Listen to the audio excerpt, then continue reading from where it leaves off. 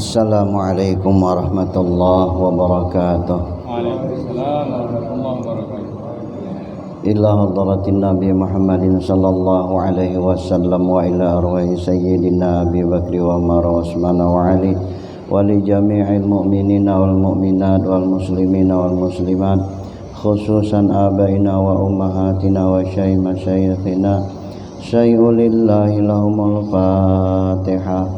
A'udzu billahi minasy syaithanir rajim. Bismillahirrahmanirrahim. Alhamdulillahi rabbil alamin. Arrahmanir rahim. Maliki yaumiddin. Iyyaka na'budu wa iyyaka nasta'in. Ihdinas siratal mustaqim. Siratal ladzina an'amta 'alaihim ghairil maghdubi 'alaihim waladdallin. Amin. Qala mu'allif rahimahullahu wa adaman nafa'alana bihi bi'ulumihi fid darain amin. Summa qala Allahumma ftah 'alaina futuhal 'arifin. Bismillahirrahmanirrahim. Bab yang kedua pada menyatakan qalbu, yaitu hati. Tapi di sini Syekh Abdul Qadir menyatakan qalbu itu bimakna jantung. Jadi kata beliau hati itu artinya jantung. Jadi hati itu kata beliau dua makna. Ada makna jasmani, ada makna rohani. Nah, itu. Makna jasmani yaitulah jantung, ya, yang terletak di sebelah kiri dada. Nah, itu. Jantung seperti jantung pisang kata beliau di dalam kitab ini dah. Nah, seperti jantung pisang. Sedangkan yang qalbun hati dengan pengertian rohani, ya, itulah namanya hakikat manusia. Nah, jadi kenapa maka dikatakan hakikat manusia? Karena dari hati itulah akan terpancar dari segala anggota yang 7 yang telah kita bahas yang lalu. Nah, jadi rajanya hati itu. Maka disebut hati itu adalah ada puat hati di dalam, yang jauh di dalam, termasuk dengan hakikat manusia itu. Nah, jadi satu ikatan antara roh, hati dan nafsu, itu satu ikatan, ya dah, satu ikatan kata beliau nih.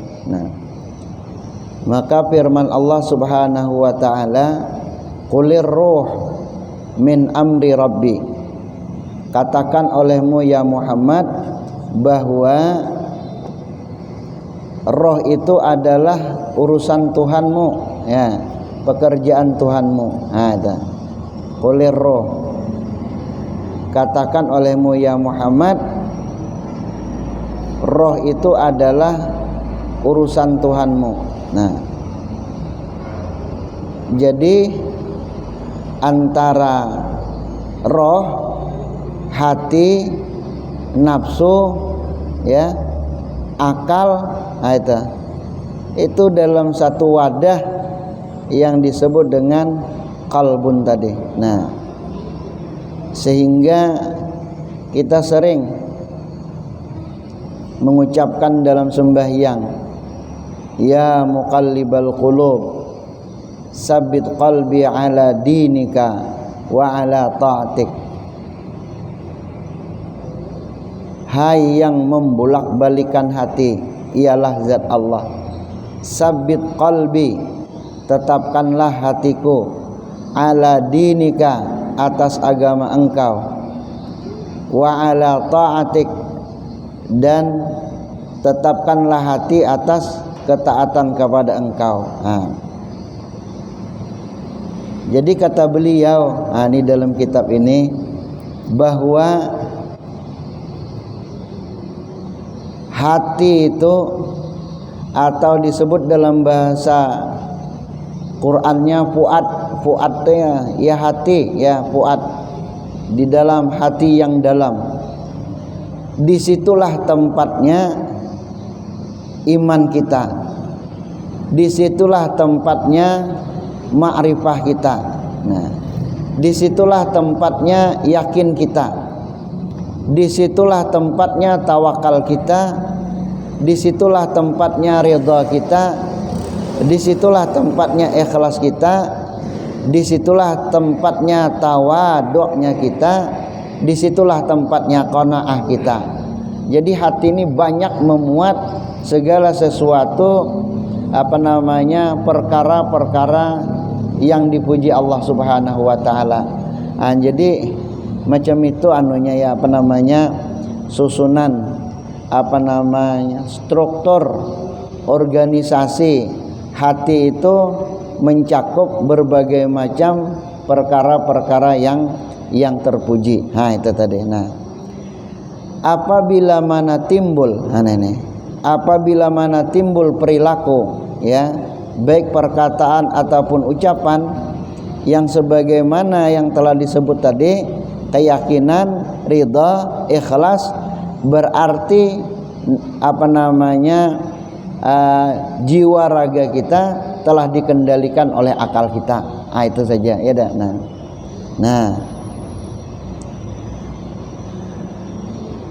Dan semua sifat-sifat yang disampaikan di dalam hati tadi, itulah musuh syaitan, itulah seteru syaitan. Jadi bila orang tuh beriman, musuh syaitan. Bila orang tuh ma'rifah, musuh syaitan. Bila orang tuh yakin, berarti musuh syaitan. Bila orang tuh tawakal, musuh syaitan. Bila orang tuh ridha dan ikhlas, musuh syaitan. Bila orang tuh tawadhu, selalu merendahkan diri, ya, musuh syaitan. Bila orang tuh qanaah, musuh syaitan. Itu. Jadi musuh syaitan banyak, ya dah.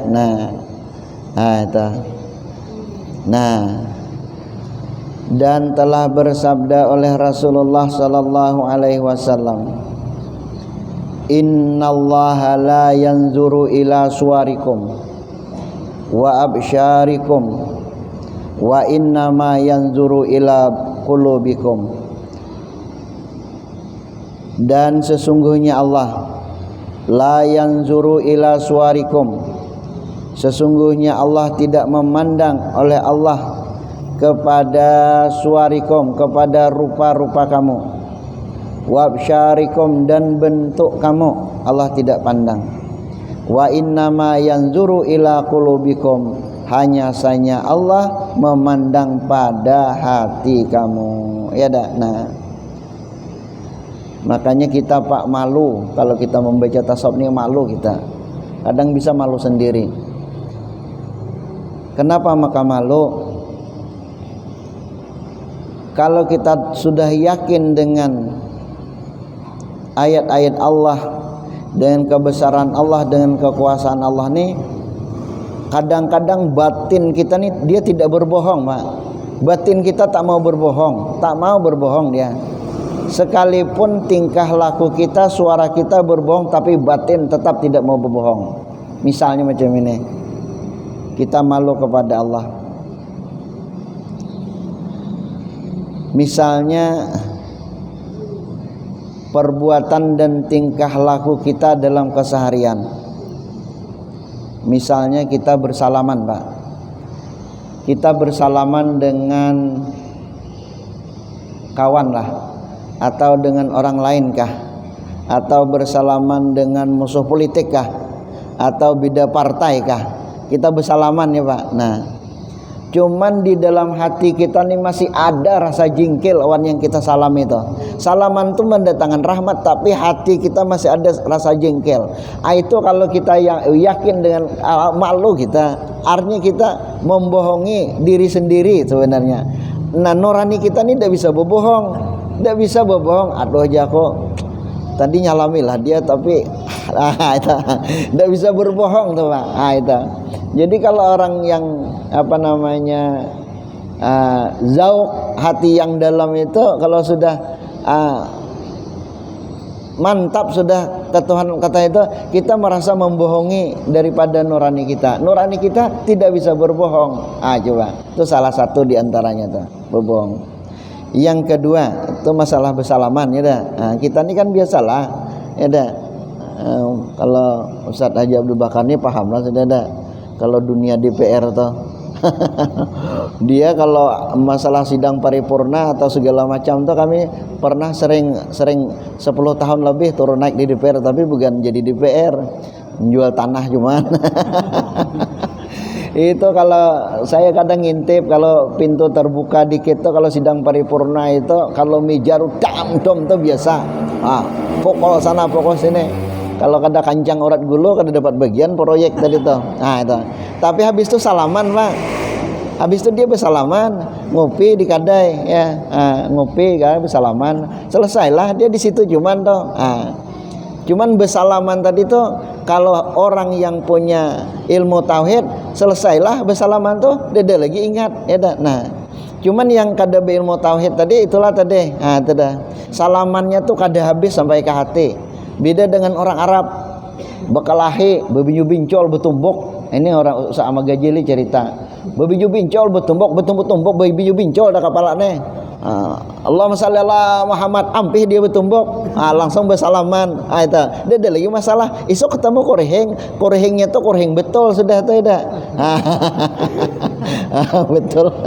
Korehengnya koreheng betul. Cuma itu Pak. Itu bedanya orang Arab dan orang tungkal ya dah. Kalau orang tungkal betumbuk bersabar-sabarlah. Cuma ini sok ketemu orang kopi ada mihirani dah. Itu Pak. Itu namanya kita di dalam ilmu tasawuf ada namanya ittihadul qauli wal fi'li.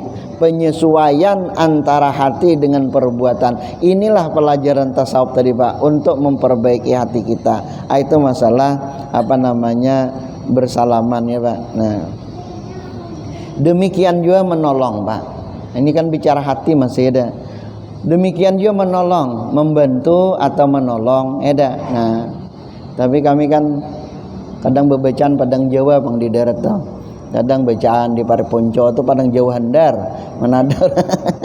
Kadang Parisikin, Padang Jawa juga tuh. Nah, jadi menceritakan tentang tasawuf nih, kadang orang Jawa tuh kan Pak banyak.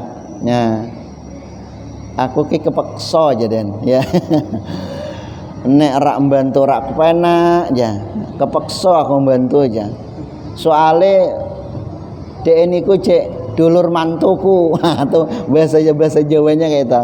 Nek rak membantu rak kepenak, dek wis kenduri. Ngopo Kang? Dek wi cek dulur mantuku. Misalnya kulak mantunya, kulak menantunya. Jadi kada tulak kada nyaman, kada bentuk kada nyaman, nyumbanglah satu kaleng kerupuk kan, incanya macam itu. Nah, kalimat rak penak nih go, aku rak penak, nek orang bantu rak penak, nek rak nolong rak penak. Ngopo? Cek dulur mantuku, bukan kulaknya tapi kulak menantunya. Nah, jadi rasa kok rak kepenak niku kalau bahasa kita itu aku nih kada nolong kada nyaman. Gitu nah. Tapi sebenarnya kalau menolong tuh kalau bahasa tasawuf betul-betul nolong tuh sampai ke hati itu nah. Walaupun hayam seikong ataupun kerupuk sekaleng ya dah. Tapi dada kalimat nek ora membantu rak kepenak, nek ora nolong rak kepenak, nek ora lunga rak kepenak. Ngapa Kang? Cek dulur mantuku. Kalau bahasa Jawa itu kayak itu kan, cek dulur. Jadi artinya kalau kayak sebagai contoh hilangkan sing ora kepenak niku ilangke. Maksudnya tuh. Itu namanya disebut dengan apa tadi? Zauq dalam hati tadi. Jadi berbicara tasawuf ini adalah berbicara perangai dengan hati itu seirama. Itu maksudnya tuh ya dah. Nah. Demikian juga senyum kita Pak. Senyum tuh banyak juga tuh ya. Senyum. Senyum lah betul lah. Senyum tetamu kawan senyum ya dah. Betul lah. Tapi kelihatan senyum tuh hanya batas nek wong Jawa niku teka lambi tok, teka lambi tok Pak. Mun orang Jawa, senyum tuh batas bibir saja, tapi kada sampai ke hati. Itu kadenya macam itulah. Itu yang kita perbaiki di dalam mempelajari ilmu tasawuf tadi. Itu makanya kadang-kadang orang-orang ngaji tasawuf itu rata-rata berupaya sekalipun keadaan tertindas senantiasa menimbulkan kelapangan dada itu. Itulah di antara lainnya tadi ya. Nah, dan lagi sabda Rasulullah sallallahu alaihi wasallam bahwa dengan bersungguh-sungguh seseorang hamba itu menjaga dan memelihara perkara-perkara yang terpuji daripada akhlak yang mulia. Itu ada. Dan hendaklah bersabar dalam menghadapi segala masalah yang terjadi di akhir zaman ini. Dengan bersabar. Firman Allah Subhanahu wa taala. Nah, fasbir inna wa'dallahi haqqun wa la yastakhifannaka allazina la yuqinun. Fasbir, bersabarlah olehmu, inna wa'dallahi, sesungguhnya janji Allah, hakun itu benar, wala yastakhifannaka allazina la yuqinun, dan jangan engkau gelisah, dan jangan engkau ragu, dan jangan engkau bimbang atas perilaku orang-orang yang tidak yakin dengan ayat-ayat Allah. Itu. Jadi perilaku orang-orang yang tidak yakin itu jangan membuat kita yang yakin ini gelisah dengan janji Allah Subhanahu wa taala. Nah, mana orang yang tidak yakin dengan ayat-ayat Allah, Pak? Minal kafirin, daripada kelompok orang-orang kafir. Ya dah. Itu kada yakin.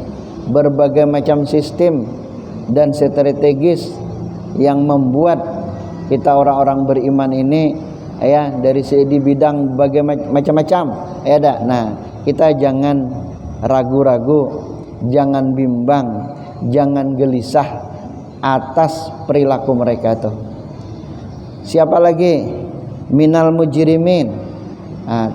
Orang-orang yang tidak yakin dengan ayat Allah tuh. Orang-orang yang bergelimang dalam dosa yang tak pernah mau tobat.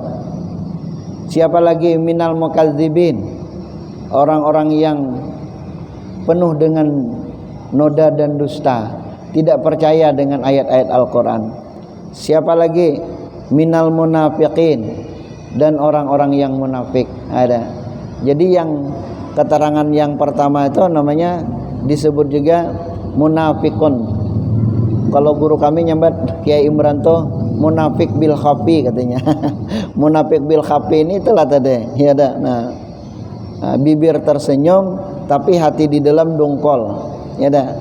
Bersalaman mau tapi rasa benci tidak hilang. Ya. Menolong mau tapi rasa terpaksa. Itu kata beliau termasuk munafik tingkat khafi itu. Munafik tingkat khafi. Ada juga munafik ini tingkat khafi ada. Jadi munafik ini kan yang kadang jelas tapi ada yang tingkat khafi itu. Artinya membohongi nuraninya sendiri. Itu termasuk yang tingkat khafi tadi. Nah, siapa lagi yang tidak percaya dengan ayat-ayat Al-Qur'an itu? Minaz zalimin. Orang-orang yang zalim. Ya ada percaya dia ya.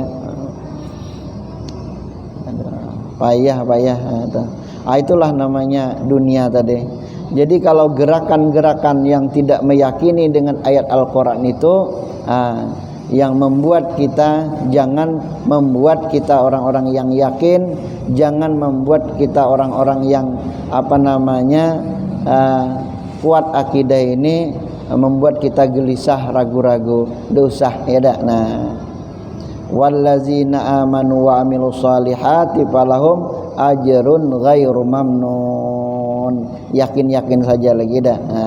Yakin ada. Nah, dan kemudian daripada itu, lazimkanlah olehmu akan memelihara kecenderungan daripada kelakuan seperti dan kemudian lazimkan olehmu akan memelihara kecenderungan daripada sekelakuan yang kemudian lazimkan olehmu akan memelihara kecenderungan ini kali akan kecenderungan daripada segala kelakuan yang tidak terpuji. Sebenarnya nih tidaknya dada nih. Lazimkanlah, peliharalah olehmu itu tentang kelakuan yang cenderung kepada yang terpuji. Tidaknya tuh dada tuh yang terpuji karena Allah Subhanahu wa taala mengetahui daripada rahasia hatimu. Firman Allah Subhanahu wa taala, wallahu ya'lamu ma fi qulubikum. Dan Allah Subhanahu wa taala mengetahui apa yang ada di dalam hati kalian. Surah Al-Ahzab. Jadi seseorang yang cenderung memperbuat segala sesuatu yang tidak lazim, jadi bertentangan atau berlawanan dengan yang sifat pertama dengan yang kedua tadi jadi kalau yang kedua ini tadi adalah masalah penyakit hati kalau yang pertama tadi masalah tawadu, masalah ikhlas masalah ridha. Itu adalah yang dipimpin oleh akal kita. Sedangkan sifat yang tidak lazim yang tidak lazim itu hendaklah kita hindari seperti kesombongan, seperti hasad, seperti hubul jah, hubud dunia. Semua itu adalah juga letaknya di dalam hati. Semua itu letaknya juga di dalam hati. Bila sifat-sifat tercela itu muncul di perbuatan kita, di perkataan kita, di sikap kita, itu tanda yang menguasai jiwa kita adalah nafsu. Itu saja. Jadi adalah nafsu. Jadi orang yang berilmu tauhid dan berilmu tasawuf, bila memandang saudaranya itu dikuasai oleh nafsunya, ada sifat kezalimannya, maka dia memandang orang itu bahwa dia bukan jahat, tetapi dia belum mendapatkan hidayah Allah Subhanahu wa taala. Macam itu. Jadi kita orang-orang tasawuf nih memandang orang bagaimanapun tetap kembalikan kepada Allah Subhanahu wa taala. Di antara lain hubbud dunia atau juga dengan hubbul jah. Hubbud dunia itu seorang hamba yang senantiasa melalaikan kewajibannya. Itu tanda hubbud dunia. Misal kita misalnya, kalau di misal tuh mudah nangkapnya. Artinya kita berdagang. Suara azan, ada azan. Di hati kita nih kita sembahyang, tapi di hati kita azan, tanggung langgan banyak datangan. Nanti jelas sembahyang mengkada di waktu asar. Sampai asar pelanggan masih banyak, dagang apa aja toh? Kain aja lah. Maghrib aja langsung sekaligus zuhur, asar, maghrib. Ya dah, ada. Nah, sampai maghrib masih ada orang belanja lagi, tanggung notop. Nah, habis ada orang sembahyangan maghrib kan. Nah, dia ada tutup pula. Ya dah. Habis isya aja lah nanti sekalian. Ya. Habis isya ya dah. Sampai jam 10 malam baru tutup toko. Ya dah. Akhirnya kepanatan teguringan cuman lagi. Teguringan cuman lagi. Nah, itu yang dimaksud dengan hubbud dunia itu ya. Orang hubbud dunia itu mengejar keberadaan dunia, meninggalkan kewajiban. Tapi misalnya orang itu bahimat, bekerja, banting tulang, persingat, berusaha, itu malah disuruh kita nih. Kenapa kita diadakan bab haji? Kenapa ada bab zakat? Kenapa ada bab infak? Itu disuruh manusia itu supaya sugih, berusaha. Wa indana lil abdi kasbu kulli fa malam takun mu'atsiran fal tu'rifa. So hamba itu wajib berusaha. Kada berusaha hukumnya berdosa. Itu di dalam Aqidatun Najin ayah ngajar itu. Ya dah. Jadi berusaha silahkan. Tapi itu tadi jangan dilalaikan kewajibannya tadi dengan dilalaikan ya dah. Sampai waktu sembahyang macam di Makkah. Di Makkah itu aku salut juga ya dah. Toko emas sebesar macam itu, toko emasnya ya Allah. Pokoknya kata kalau mobil truk bawa mungkin udah cukup. Dia pergi ke masjid dihalangi cuman kayu, dihalanginya kayu pergi ke masjid. Aku ditunggal kada yakin macam itu. Iya. Emas apa panjang itu, rumah emas, taruhnya cuman kayu gitu nah. Pergi dia ke masjid. Toko-toko itu ada. Nah, coba. Hebatnya orang sana ya dah. Nah, kita nih berdagang jambu buih pun gak ada sembahyang zuhur. Berdagang jambu buih cuman berdagang kedundung ya dah. Berdagang nang limau azan gak ada akun. Gantian lah nah ya dah. Ada disitulah kita kelemahan kita nih. Ya Allah ya dah. Nah, itu namanya hubbul jah, hubbud dunia tadi. Demikian juga hubbul jah. Hubbul jah nih kami pengalaman di pesantren. Guru kami itu ada juga Bang yang di PR ada Pak. Guru kami itu kiai ngajar i'anatut talibin.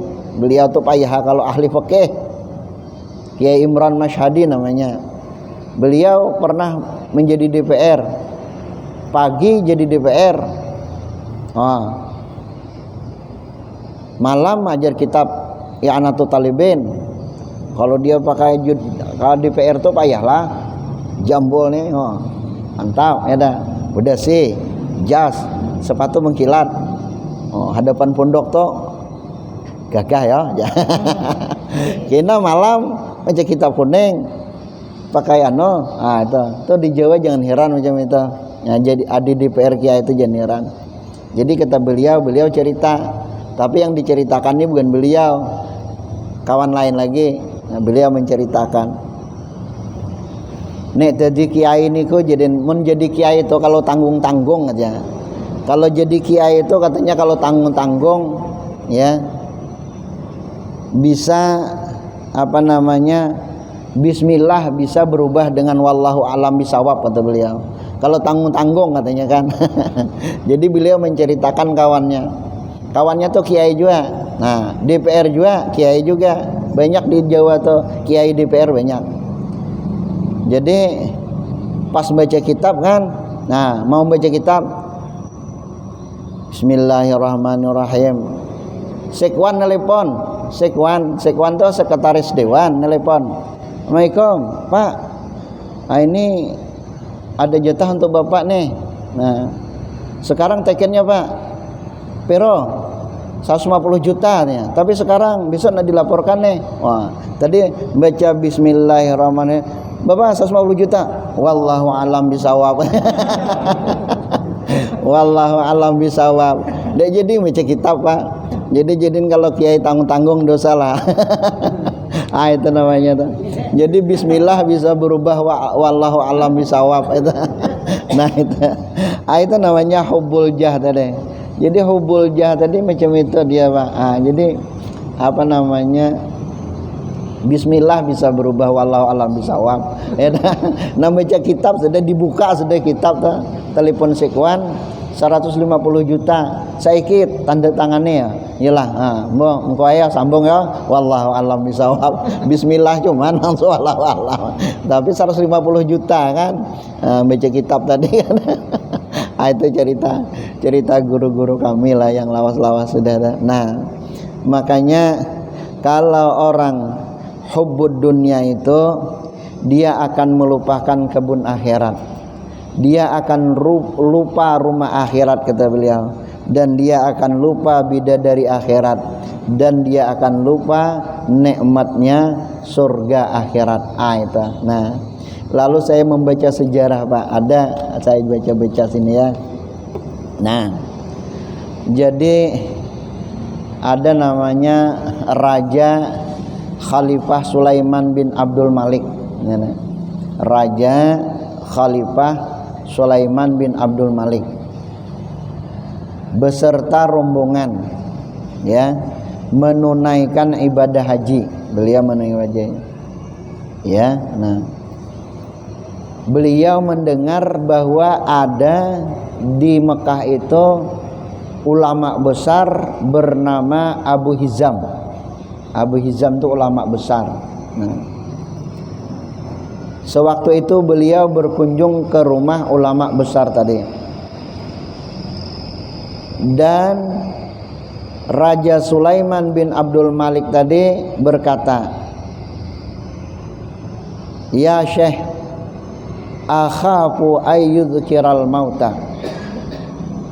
Aku ni takut betul kalau seketika ingat daripada kematian tadi. Kata Raja Sulaiman bin Abdul Malik tadi, akhafu ayyudzakiral mauta. Aku ni takut betul kalau seketika aku ingat dengan kematian. Bahkan asyaddu khaufun aqrabu ilai. Bahkan semakin aku takut ya, semakin dekat pula kematiannya tuh. Mengadu kepada Syekh Abu Hizam tadi. Lalu Abu Hizam menjawab, ya Syekh Sulaiman bin Abdul Malik,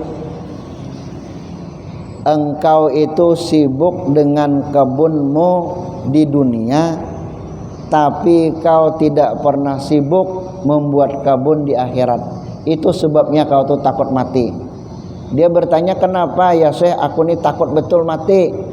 Lalu jawab saya tadi, kau tuh sibuk dengan kebunmu di dunia, tapi kau lupa kebun di akhirat.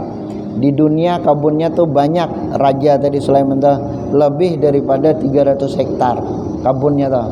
Kebun korma.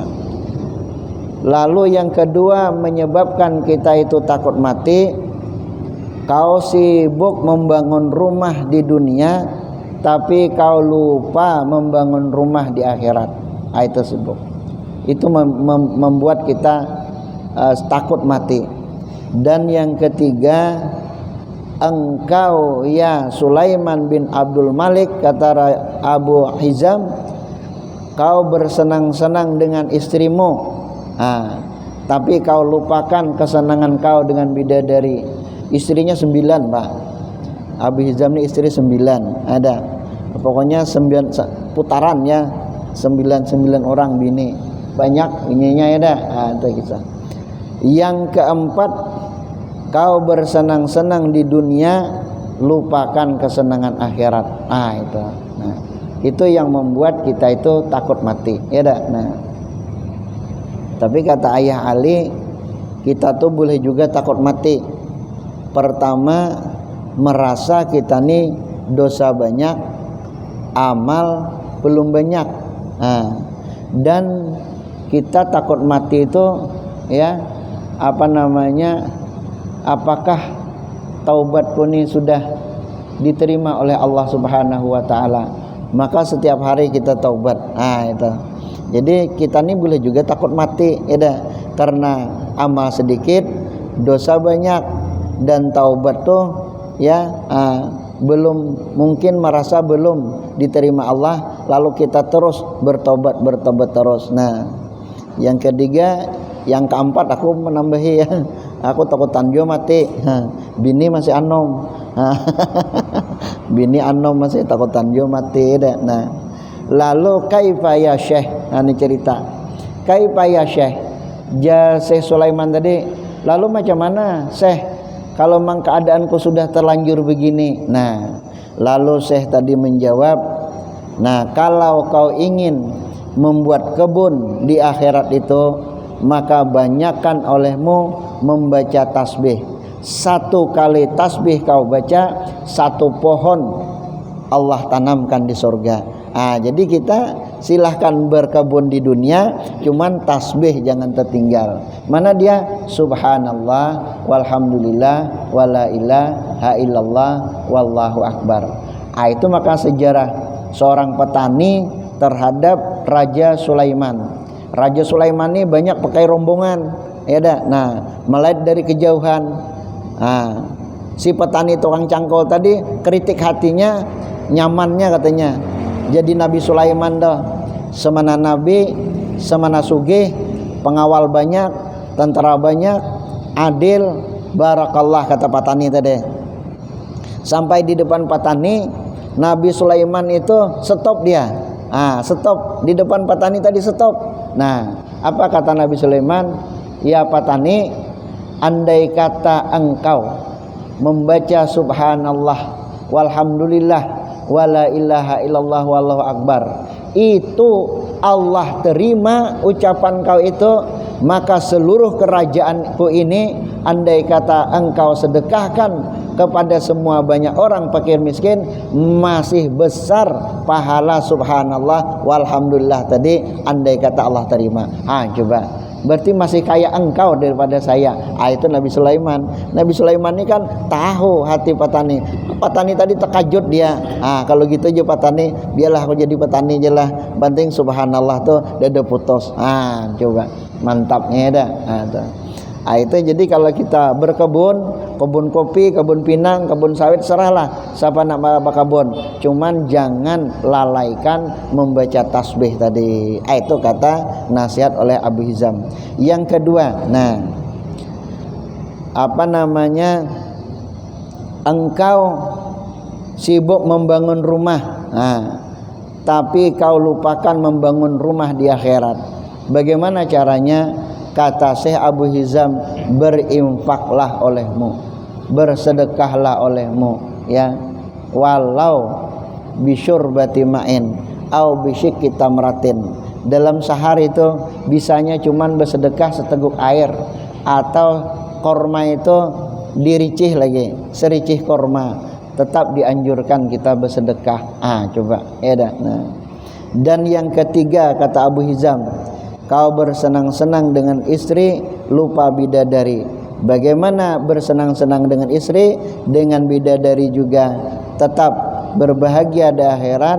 Kata beliau, banyakkan sholat sunat. Banyakkan sholat sunat, sembahyang rawatib, ya, yang mengiring-iringi sembahyang farduni, jangan sampai tinggal. Kemudian puasa sunat, dan banyakkanlah berzikir. Itulah yang akan menanti engkau nanti di akhirat nanti. Coba, ya dah. Jadi bini boleh banyak di dunia, cuman jangan lupa apa tadi? Sembahyang sunat, puasa Senin Kamis, dan zikrullah. Itu. Jadi di dunia nyaman, bini banyak, di akhirat pun ditunggu oleh bidadari. Itu kata Abu Hizam. Dan yang keempat, engkau nikmati nikmat dunia, tapi engkau akan menikmati juga nikmat akhirat. Setelah banyak mendapatkan nikmat dunia, banyakkan berbuat baik dan ikhlaskan kegiatanmu. Jadi banyakkan berbuat baik, ikhlaskan perbuatanmu, niscaya engkau rasakan nikmat dunia dan akan merasakan nikmat akhirat. Ya dah. Nah, itu yang disebut dengan apa? Allazina yu'minu innal ladzina amanu wa amilus solihati falahum ajrun ghairu mamnun. Ya dah. Nah, itulah apa namanya di antara apa namanya buah pelajaran kita tentang membimbing hati di dalam keseharian. Ya dah. Nah, sadang. Ya dah.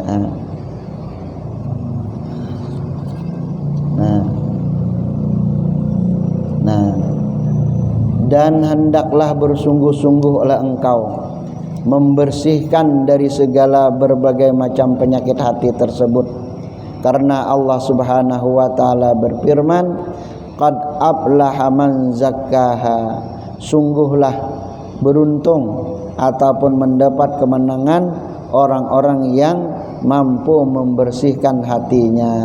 Ya dah. Nah, itulah. Dan apa namanya separuh daripada iman itu adalah bersih daripada hati. At-tahur satrul iman. Ya dah. Dan bersuci itu separuh daripada iman. Memberi paham oleh hadis ini akan bahwasanya sempurna iman itu adalah ia dengan membersihkan daripada barang yang yang tercela dan menghiasinya dengan kelakuan-kelakuan yang terpuji, ya, seperti menghiasi ia setengah iman daripada perhimpunannya. Ya dah. Nah, wallahu alam bisawab. Al-Fatihah. A'udzubillahi minasyaitonirrajim. Bismillahirrahmanirrahim. Alhamdulillahirabbil alamin arrahmanir rahim maliki yaumiddin. Iyyaka na'budu wa iyyaka nasta'in. Ihdinas siratal mustaqim. Siratal ladzina an'amta 'alaihim ghairil maghdubi 'alaihim waladdallin.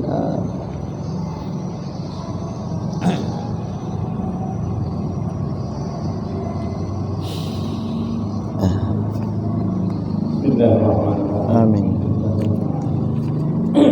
Salatu wassalamu ala asyrofil anbiya'i wal mursalin sayyidina Maulana Muhammad wa ala alihi wa sahbihi. Amin ya Allah. Allahumma shalli ala sayyidina Muhammad wa ala ali sayyidina Muhammad. Allahumma ja'alna awladan wa dhurriyyatan min ahli al-'ilmi wa ahli al-khair. Wa la taj'alna iyyahum min ahli as-su'i. Allahumma faqihna wa iyyahum fid-din warzuqna wa iyyahum al-akhlaq fi talab al-'ilm wa fi nashri wa fi jami' al-ta'at. Wa sallallahu ala sayyidina Muhammadin wa ala alihi wa sahbihi ajma'in. Walhamdulillah.